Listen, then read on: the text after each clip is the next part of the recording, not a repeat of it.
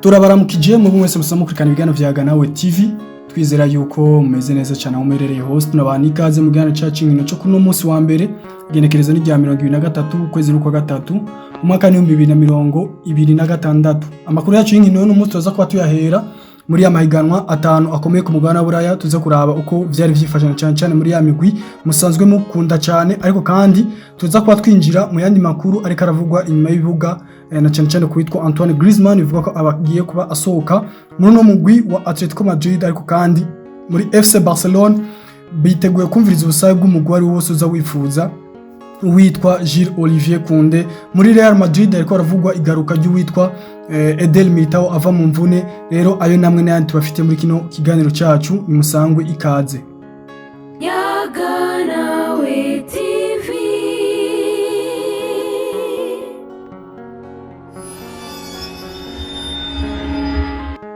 Ku munsi wa gatandatu ekipe ya FC Barcelona nakumuranwa hari ku munsi w'ejo w'Imana gihe cy'isaha 9:30 ekipe ya FC Barcelona yaje kubitana mu mitwe n'umugwi wa Rayo Vallecano, maze biza kuba birangira umugwi wa FC Barcelona utsinze igitsindo kimwe ku busa n'umugwi wa Rayo Vallecano. Ni ekipe ya FC Barcelona yakiriye kuri Spotify Camp n'umugwi wa Rayo Vallecano. Biza kuba birangira rero FC Barcelona itsinze igitsindo kimwe cinjijwe na kapitene umukinyi w'inyuma ariwe Ronaldo Araujo uno munya Irigwe, maze ahesha amanota 3 uno mugwi wa FC Barcelona.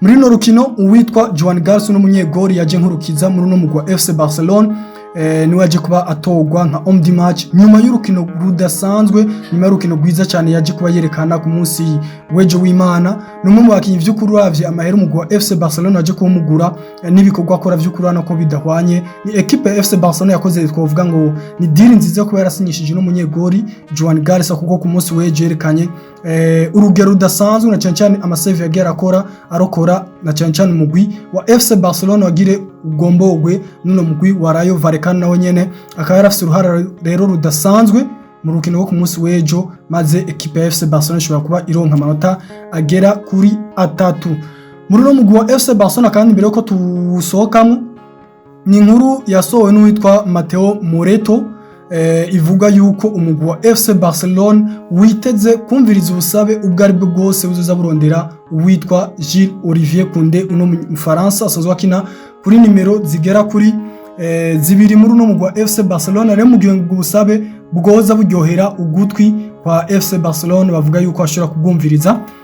Tubibutse ko witwa Gilles Olivier Koundé yaje kuba yongereza amasezerano azomugeza mu mwaka wa 2030, ariko kandi rero muri FC Barcelona nuwitwa Joao Cancelo uno munya Portugal kuva atangwe kuronka mu mwanya wo gukina muri umugwi wa FC Barcelona. Numwe mu bakinyi ariko arokana urugero rwiza, urugero rudasanzwe cyane.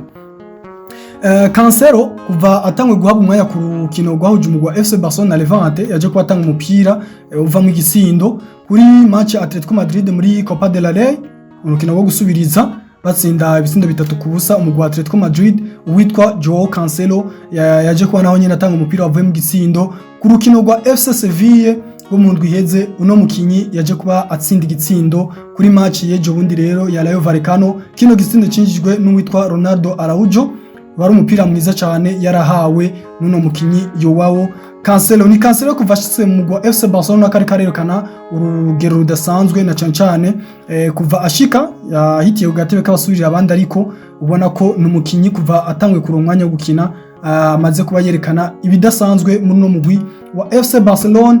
Rero si kuri Olivier Koundé wenyene burya n'uwitwa Balde nawe nyene vyaravuzwe yuko mu gihe hora mukahaje ubusabe bugiye butandukanye buryohera amatwi ya FC Barcelona ko bashobora kubwumviriza. Ariko kandi umugwi wa FC Barcelona umugwi ubona kuri kurikiranira gufi witwa Joao Cancelo kugira ngo ko bashobora kuba mu gumana.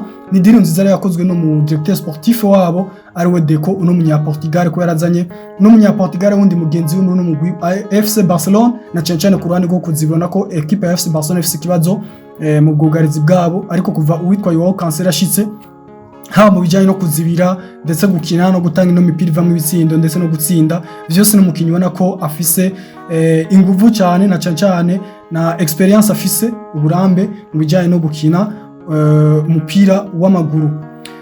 muri Real Madrid ku munsi w'ejo nyene w'Imana igihe cy'isaha 4 z'ijoro rwari urukino rudasanzwe rundiranywe igishika n'abatari bake cyane basanzwe bakunda urukino rw'umupira w'amaguru.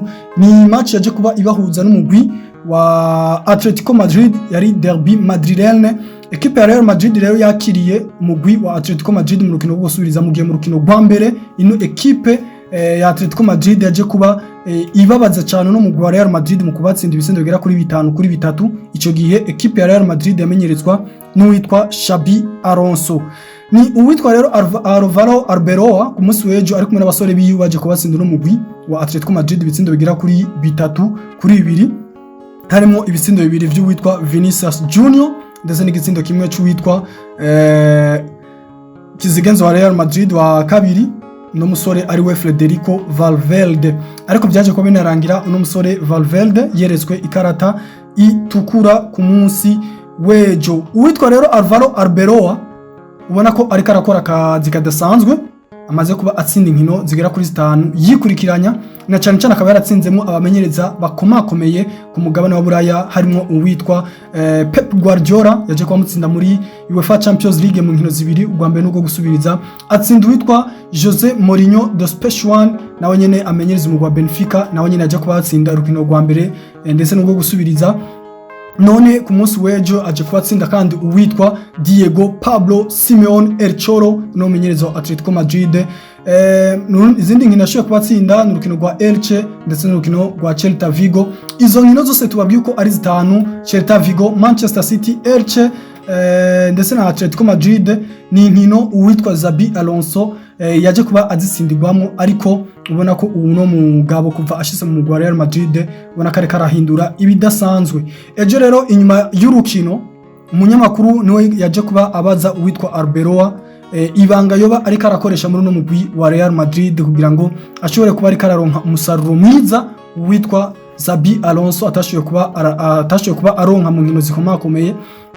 Ni Xabi Alonso yaje kuba yishura umunyamakuru amubwira yuko muri equipe ya Real Madrid kuva ayinjiyemo yakoresheje ubushobozi bwa gicuti cyangwa se kurema ubucuti hagati y'abakinyi ndetse na staff technique ibiri kumwe na Arbeloa ndetse nabo bafatikanye mu bijyanye no kumenyereza, ariko kandi akoresha n'inguvu zo kurema ikibano umuryango umwe muri Real Madrid ku buryo abakinyi ubwabo biyumvanamo nk'abavukanyi, biyumvanamo nk'abagenzi, nk'inshuti. Rero n'uwitwa Álvaro Arbeloa ubona ko yakoze akazi kadasanzwe kugira ngo ashobore kuba ashira hamwe uno mugwi wa Real Madrid kugira ngo ndetse n'imikorere baze barakorera hamwe. Ni uwitwa rero Álvaro Arbeloa aje kubatsinda equipe ya Atletico Madrid nyuma y'imisi igera ku 1281 equipe ya Real Madrid itazi gutsinda uno mugwi wa Atletico Madrid, kuko mu nkino zigera kuri 8 zaheruka kuba zihuza no migwi ibiri. Nuko nako mu nkino zigera kuri 6 nuko equipe ya Real Madrid yaje kubinganya inshuro 4 uno mugwi wa Atletico Madrid batakaza inkino zigera kuri 2, no kuvuga Atletico Madrid tsinda equipe ya Real Madrid. Ariko ubona ko uwitwa Álvaro Arbeloa nyuma y'iyo misi yose aje kuba rero ahagarika uno mugwi wa Atletico Madrid. Icyo twabwiye rero nuko ku munsi w'ejo uwitwa Álvaro Arbeloa yaje mu kiganiro akoranye n'abanyamakuru nyuma y'urukino yaje kubatangaza yuko uwitwa Eder Militao azogaruka nyuma y'inkino zigiye kuba zihuza ibihugu. Rero novuga ko ni nyungu ku ruhande rw'umugwi wa Real Madrid bungutse uwundi mukinyi na cyane cyane ku ruhande rw'inyuma. Ubona ko equipe ya Real Madrid igeze ahakomeye cyane, basumbwa no munsi amanota agera kuri 4 na equipe FC Barcelona mu nkino zigera kuri 9 zisigaye kugira ngo ashobore ko barangiza ihiganwa rya La Liga. Ariko kandi murazi ko ari no muri kimwe cya kane gishiri cyanyuma muri Champions League. Rero twavuga ko byo bari garuka giza kubijyanye n'umukinyi Eder Militao na cyane cyane gufashanya n'abana basore bandi basigaye ku ruhande rw'inyuma. Reka tuze tubandanya n'andi makuru ari karavugwa mu gihugu cy'Ubwongereza. Mu gihugu cy'Ubwongereza amakuru y'inkino turaza kuba tuyahera mu rukino rudasanzwe cyangwa se urukino rwa nyuma wa Carabao Cup rwari ko ruhuza umugwi wa Manchester City ndetse n'umugwi wa Arsenal the Gunners. Yari match idasanzwe rero ku munsi w'ejo aho umugwi wa Arsenal waje kubutsindwa n'umugwi wa Manchester City ibitsindo bigera kuri 2-0. City bifashijwemo n'uno musore wabo akiri muto badugije amukuye muri akademi yabo ariwe Nico Oreilly yaje kuba yinjiza igitsindo mu minota 60 ku makosa yarakozwe n'uwitwa Kepa Arrizabalaga, ariko kandi ku minota 64 uno musore Nico Oreilly aterekamo ikindi gitsindo cha kabiri maze ahesha igikombe umugwi wa Manchester City uno mwaka cha Carabao Cup. Rero ni nyuma yo gutahukana kino gikombe witwa Pep Guardiola aciye kwiza ibikombe bigera kuri 40 amaze kubatahukana muri kariyere yiwe ibijanye no kumenyereza. Apana ari mukinyi oya, ibikombe 40 atahukanye ari umumenyereza. Ndabizi ko n'umugabo yaje kubaca mu migwi nka za FC Barcelona, Bayern Dominique ndetse uno musa akaba baritwa muri no mugwi wa Manchester City. Rero ni kuva ku munsi w'ejo atahukanye ino Carabao Cup. Rero uno mugabo aciye akwiza ibikombe bigera kuri 40 amaze kuba atahukana nk'umumenyereza yabigize umwuga. Ku ruhande rwa Arsenal naho nuko baje ko batakariza umusore wabo azwi ku izina rya William Saliba, yaje kubagira ikibazo c'imvune bikaba bigiye kuba bituma ataboneka mu nkino za gicuti umugwi serukira gihugu w'Ubufaransa waje kuba umutumamo kugira ngo azoze kuba akina. Rero ni uwitwa William Saliba atagiye kuba aboneka mu mugwi serukira gihugu, ariko kandi bakaba bagiye kuba bapima bakora ibipimo bijanye n'ino mvune uno musore aje kubagira nkuko ikinyamakuru LMC Sport cha France kibitangaza. Uwitwa William Saliba imisi agiye kuba mara mu mvune kabigiye kuba imenyekana nyuma yo kuzoba akorewe ibipimo. Nuko rero mu guserukira gihugu France yaciye asubirirwa n'umusore asanzwe akinira umugwi wa Crystal Palace azwi ku izina rya Maxence Lacroix, akaruwa agiye kwasubirira uno musore William Saliba. Ku rundi ruhande mu gihugu c'Ubwongereza ku munsi wa gatandatu ibintu ntivyari bifashe neza ku ruhande rw'umugwi wa Liverpool. Uno mugwi wa Reds nuko baje ko batsinda n'umugwi wa Brighton and Hove Albion ibisindo bigera kuri 2-1. Ibisindo vyinjijwe n'umusore Danny Welbeck asanzwe akinira no mugwi wa Brighton and Hove Albion. Rero ibintu mpamvu bitifashe neza muri no mugwi wa Reds nuko ku munota w'indwi gusa uwitwa Hugo Ekitike yaje kuba agira ubabare bivuga ko bafise ikibazo c'imvune, ariko nawe akaba yaragiye kuba akorerwa ibipimo byo kwa muganga. Twatwirindiriye kumenya uko imvune yiwe yifashe, nimba ari imvune ishobora kumara igihe kirekire canke ari ubabare busanzwe nkuko ikinyamakuru ca Foot Mercato kibitangaza. Ariko kandi ni Liverpool ubona ko ibandanya kunanira n'umugabo yitwa Arne Slot mwabantu. Uno mugabo Arne Slot kuva no mwaka utangura ubona ko equipe ya Liverpool na equipe yagira sa nk'icumbagira cyane. Uno munsi equipe ya Liverpool mu nkino zigera kuri 10 uno mwaka irimaze kuba izitakaza. Equipe ya Liverpool imaze kubitakaza inkino zigera kuri 10. Ibyo bikaba byaheruka kuba mu mwaka wa 2015 ushira 2016. Niyo ncuro ya mbere ntivyaheruka kuba. Inyuma y'imyaka igera kuri 10 equipe ya Liverpool ifise urugero rwiza rudasanzwe nyuma yuko yari imaze kwifatwa n'uno mugabo azwi ku izina rya Jurgen Klopp no mudagi. Ariko ni Arne Slot kuva uno mwaka utangura ubona ko ibintu bitari ko biragenda neza muri uno mugwi wa Liverpool. Mu nkino bamaze kuba bakina gushika muri kano kanya zigera kuri 31 mu igano rya Premier League uno mwaka, nuko inkino batakaje zisumba izo amaze kuba batsinda. Mu nkino zigera kuri 31 equipe ya Liverpool yatsinze inkino zigera kuri 14 maze batsindwa canke se bateranije nizo banganije zingana na 17. Ivyo rero akaba ari biharu bitari vyiza cyane ku ruhande rw'umugwi wa Liverpool nyuma y'imyaka itari mike. Ariko no kuya twaraba twese amakenga two turibaza mbega uno mumenyereza Arne Slot ubwo vy'ukuri azoshobora kuba bandanyana none mugwi wa Liverpool mu mwaka uza w'inkino no kurinda twaraba iyo biherera. Ariko kandi tubandaniza no mugwi wa Chelsea the Blues naho nyene kuwitwa Rosenio uno mumenyereza wa Chelsea the Blues naho nyene ubona ko ibintu bitari ko biramugendera neza.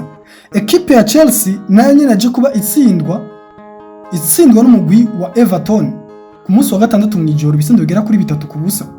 Ni equipe ya Chelsea the Blues itakaje inkino zine zikurikirana, yasizwe na Paris Saint-Germain ibisindo bigera kuri 5-2. Equipe igaruka itsindwa na Newcastle igitsindo kimwe ku busa muri Premier League, bagaruka mu rukino rwo gusubiriza batsindwa na equipe ya Paris Saint-Germain 3-0. None se no ku munsi w'ejo tuje kuba turangiza equipe ya Everton iraza ikubita umugwi wa Chelsea the Blues ibisindo bigera kuri 3-0. ivyo rero bikaba vyaheruka kera cyane, bikaba vyaheruka mu 1993 ekipe ya Chelsea itsindwa inkino zine zikurikirana. Rero bikaba bije kuba bisubira gukorwa nuno mumenyereza Rosenio, uno menyereza mushasha wa ekipe ya Chelsea. Twavuga ko ni ekipe ya Chelsea yakoze ikosa ryo kwirukana uno menyereza wabo Enzo Maresca, nyuma yaho nawe nyine karigenza neza, nubwo ku ruhande rwe twavuga ko bamuhoye ubusa pe, uko uravye umenyereza n'umunsi bafise urugero ariko arajana ko ekipe ya Chelsea nta rusa rusana n'ubwo witwa Enzo Maresca yari yagejeje ko ino ekipe ya Chelsea. Ariko kandi nkuko twavuze ku witwa Arne Slot, ikibazo nicaki nyene ku witwa William Rosenio unomenyeza mushasha wa Chelsea. Uno musi ko turibaza nimba nawe nyene azoshobora kubandanya amenyereza uno mugwi wa Chelsea the Blues. Ku rundi ruhande nuko nyuma yo gutsindwa ku munsi wa gatandatu uwitwa Arne Slot yaje kubatangaza yuko uwitwa Alexander Isaac nawe nyene azogaruka, azoshobora kuba aboneka muri kimwe cya kane gishiri cyanyuma mu rukino ekipe ya Liverpool izokina n'umugwi wa Paris Saint-Germain. Ariko nuko yatwara n'ubundi kuko no musore amaze igihe kirekire ari mu mvune, nuko yaturaba urugero rwiwe uko azoza afise nimba ari umukinnyi azoshobora gufasha vyinshi no mugwi wa Chelsea no mugwi wa Liverpool. Ku rundi ruhande mu mugwi wa Bayern Dominique n'uwitwa Harry Kane, ubona ko uko bukeye uko bwije abandanya guterekamwo ibitsindo uno mwaka. Kuvutangura uwitwa Harry Kane amaze kuba kina inkino zigera kuri 45, ariko no mugwi wa Bayern Dominique n'umusore amaze kuba yinjiza ibitsindo bigera kuri 54 ndetse atanga imipira igera kuri 5 yavuyemo ibitsindo. Numwe mu bakinyi ubona ko bariko baratangwa nk'abakandida bakomeye cyane kuri Ballon d'Or izotangwa muri uno mwaka wa 2020 mwaka wa 2026. N'uwitwa Harry Kane rero nuno mugwi wa Bayern Dominique ubona ko babandanya kwigenza neza cyane gose. Iyi nkuru twabwira nkuko bitangazo n'uwitwa Fabrizio Romano, witwa Antoine Griezmann yamaze kuba yumvikana n'umugwi wa Orlando City wahariya muri Major League Soccer muri Etats-Unis, Leta Zunze Ubumwe za Amerika. Vyamaze kuba birangira ubwumvikane kwa bwabaye. Ni uwitwa rero Antoine Griezmann mu kwezi kwa kwindwi kuno mwaka turimo, akaba rero azoca yungururiza muri no mugwi wa Orlando City ava mu mugwi wa Atletico de Madrid. Reka twashimire mwebwe mwese mwafashe kano kanya kugira ngo mubane natwe muri kino kiganiro cacu, naho ku munsi wa gatatu tugaruka turaba ayandi makuru y'inkino zo karavugwa mu ma ekipe serukira gihugu aho bagiye kuba bakina inkino za gicuti.